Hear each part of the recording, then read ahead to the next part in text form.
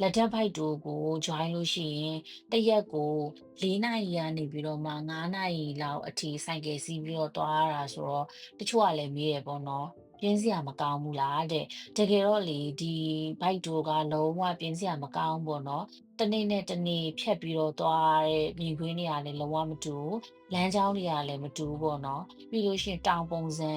ဒီမြေမျက်နှာပြင်အနေအထားဒါတွေကအစလုံးဝမတူဘူးပေါ့နော်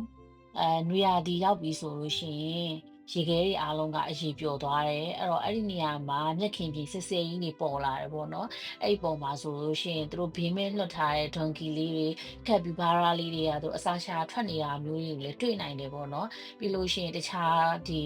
ဟိုတခြားတောကောင်ကြီးအများကြီးပဲတွေ့ရတယ်ပေါ့နော်အဲ့တော့ကြတော့ဒီရှုခင်းနေရဆိုလို့ရှိရင်တော်တော်လေးကိုလှတယ်လမ်းကလည်းအရန်ကောင်းနေပေါ့နော်အဲ့တော့ဒီခီးစဉ်ကတန်တဲ့ခီးစဉ်လားလို့မေးတယ်ဆိုလို့ရှိရင်တော့သင်္ဃာတော်တော်အမြဲတမ်းတန်နေမဲ့ခီးစဉ်တစ်ခုဖြစ်ပါတယ်